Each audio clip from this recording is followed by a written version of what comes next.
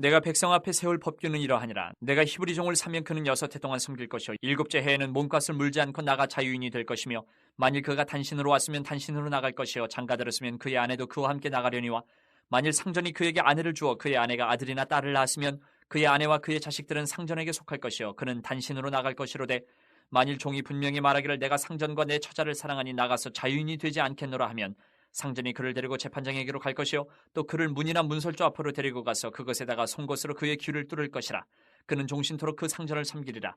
사람이 자기의 딸을 여종으로 팔았으면 그는 남종같이 나오지 못할지며 만일 상전이 그를 기뻐하지 아니하여 상관하지 아니하면 그를 속량하게 할 것이나 상전이 그 여자를 속인 것이 되었으니 외국인에게는 팔지 못할 것이요 만일 그를 자기 아들에게 주기로 하였으면 그를 딸같이 대우할 것이요 만일 상전이 다른 여자에게 장가들지라도 그 여자의 음식과 의복과 동침하는 것은 끊지 말 것이요 그가 이 3가지를 시행하지 아니하면 여자는 속전을 내지 않고 거저 나가게 할 것이니라.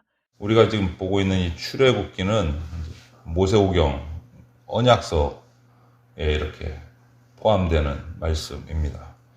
이 출애굽기 가운데 21장, 오늘 우리가 읽기 시작한 21장 1절부터 뒤로 쭉 넘어가서 23장 13절까지 42개 정도의 규례에 관련된 사례법이 쫙 기록이 돼서 제시를 하고 있어요.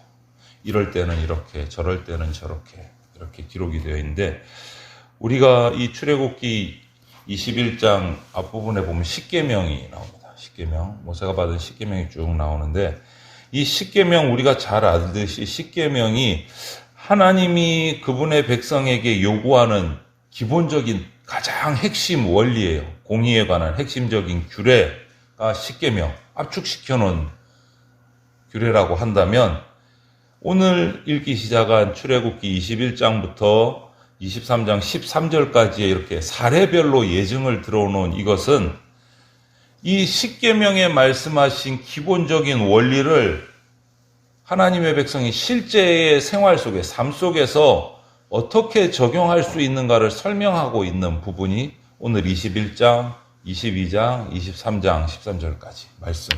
그러니까 풀어서 설명한 거예요. 십계명을 생활 속에서 어떻게 지키면서 나갈 것인가.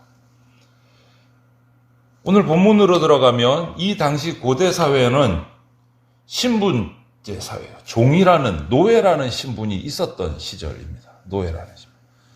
그런데 하나님은 모든 사람이, 모든 백성이 평등하게 살기를 원하셨습니다. 그래서 종이 존재하는 것은 하나님의 뜻이 아니에요.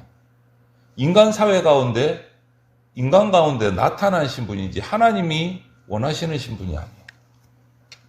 그래서 오늘 본문은 하나님의 사랑을 입고 택함을 받은 이스라엘, 택함받은 백성이 뭐 이런저런 여러 가지 형편으로 종이 된 사람들, 남종이든 여종이든 종이 된 사람들을 어떻게 대해야 하는가를 설명하고 있는 사례가 오늘 우리가 읽은 21장 1절부터 11절까지 말씀입니다.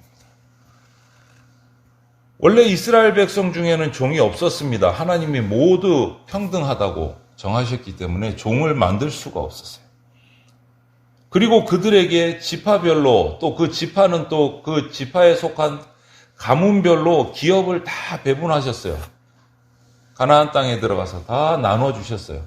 그 능력에 맞게 적절하게 땅을 나눠주고 거기서 스스로 그 기업들을 관리하면서 가꾸면서 살아갈 수 있도록 공평하게 다 나눠주셨어요. 그래서 나눠주고 나니까 어떤 사람은 자기가 받은, 하나님께로부터 받은 기업을 정말 성실하게 잘 관리를 하는 반면에 그렇지 못한 사람도 발생을 한 겁니다. 결국은 자기가 받은 기업을 제대로 관리를 하지 못해서 빚을 지기 시작하고 그 빚이 커지고 그러다 보니 가난하게 되고 그것을 빚을 메꾸려다가 능력이 안 되니까 자기 몸을 가지고 그 빚을 대신 탕감받는 이런 일이 생기다 보니까 종이 생기게 된 거예요. 빚진 자에게 들어가서 우리나라 말로 하면 머슴일을 하게 되고 그러다 보니까 종이라는 신분이 생기게 돼요. 그래서 종이 된다거나 타인으로부터 종을 부리는 것은 하나님의 뜻이 아닌데 이런 안타까운 현실이 발생을 한 거예요. 그러나 우리는 그런 존재가 아니에요. 사람에게 부림받고 사람에게 속박받고 이런 존재로 하나님께서 만드시지를 않았어요. 그런데 우리는 죄의 종이 되어 있었어요. 사람의 종이 아닌 죄의 종. 하나님께서는 예수님을 통해서 그런 우리를 죄로부터, 사람의 권세로부터 자유하게 하셨습니다. 그래서 갈라디아서 5장 1절 말씀처럼 그리스도께서 우리를 자유롭게 하려고 자유를 주셨으니 그러므로 굳건하게 서서 다시는 종의 멍에를 매지 말라. 이렇게 말씀하신 것처럼 늘 깨어 있어야 됩니다. 종의 멍에를 매지 않고 하나님이 주시는 자유를 누릴 수 있어야 돼요.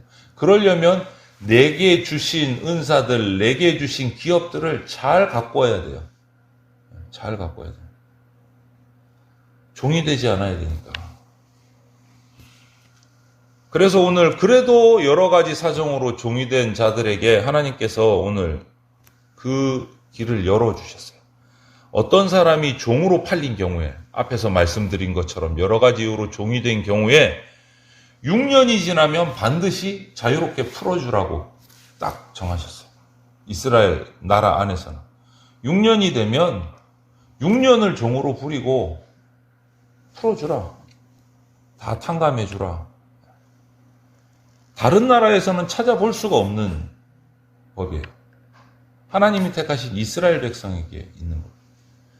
그런데 만약 주인이 종에게 그 6년을 일하는 동안, 빚을 탕감받기 위해서 일하는 동안 그 종을 아껴서 여인을 붙여주어서 결혼도 시켜주고 또 그 부부 사이에서 자녀가 태어났다면 6년이 지났다.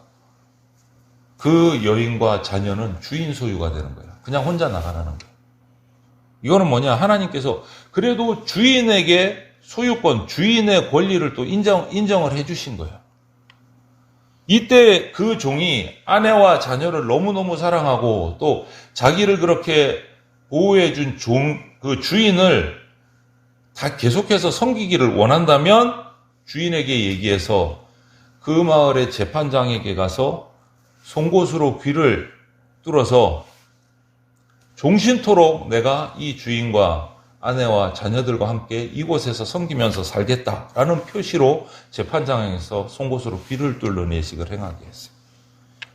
사랑하니까 주인도 너무너무 좋고 내가 6년이 지났지만 그래도 주인을 섬기면서 사는 것이 너무너무 좋고 내 아내도 좋고 내 자녀들도 사랑하기 때문에 난 평생 이곳에서 이렇게 살아가겠다. 송곳으로 귀를 뚫는 예식을 했어요. 사랑 때문에 이거는 억지로가 아니고 빚을 져서가 아니고 빚은 다 탕감받았지만 6년 동안 일해서 내가 주인을 너무너무 사랑하고 내 가족을 너무 사랑하기 때문에 스스로 종이 되는 거예요. 스스로. 이것이 영적으로 보면 뭐냐? 그리스도인들이 예수님을 너무너무 사랑해서 예수님의 종으로, 예수님의 백성으로 섬기면서 살겠다고 결단하는 그 장면이에요. 예수님을 너무 사랑하니까 내가 예수님 말씀대로 이제부터 살겠습니다. 나를 주장하지 않겠습니다. 그 결단을 하는 거예요. 사도 바울도 그 예수님을 만나고 예수님을 너무너무 사랑하게 됐기 때문에 기쁨으로 주의 종이 된 거예요. 자기 모든 것을 다 내려놓고.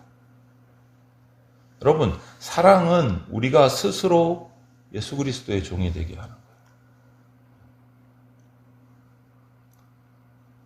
그리고 뒤에 또 말씀을 보면 하나님은 어쩔 수 없이 종이 되는 경우를 이렇게 인정을 하셨지만 그건 주인하고 종의 사이가 좋을 때 앞에처럼 이렇게 송곳으로 귀를 뚫고 평생 같이 가고 근데 다 좋은 게 아니란 말이죠.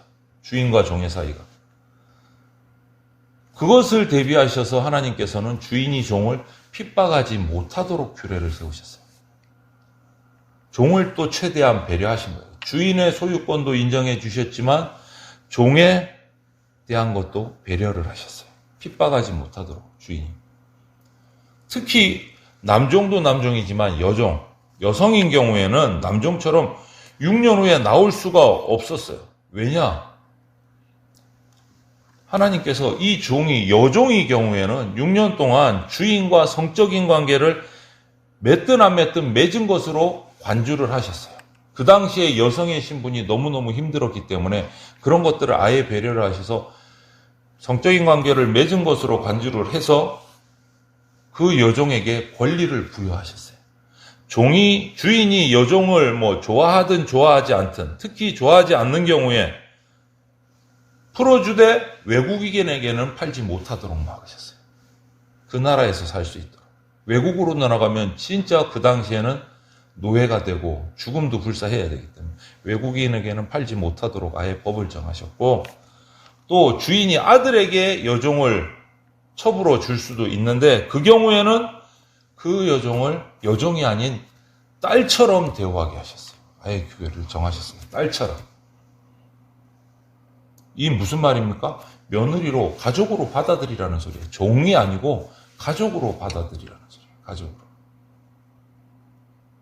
그리고 그렇게 주인이나 주인의 아들과 결혼한 여종은 일생 동안 그 집의 권리를 누릴 수 있도록 법을 정하셨어요.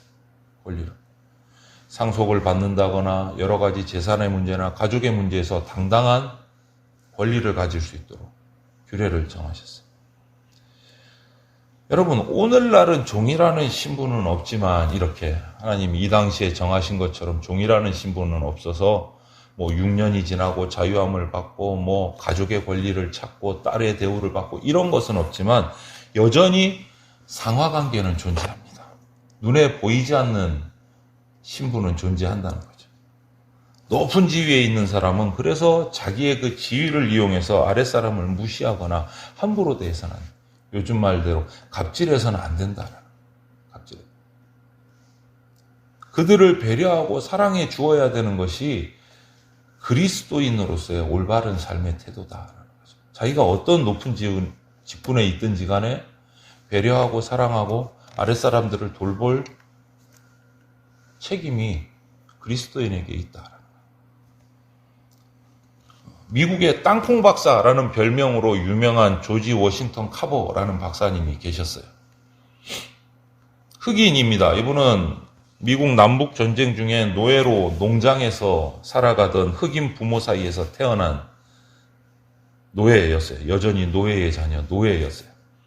그런데 그 노예 제도를 폐지할 것을 주장하고 우리 모두의 주인은 오직 하나님이십니다 라고 고백하면서 노예 폐지를 외치던 농장의 주인의 모세스 부부가 있는데 그 농장 주인의 도움으로 학교를 다니게 되고 공부를 하게 되고 결국은 성장해서 식물학 박사가 되었어요. 식물학 박사가 됐어요.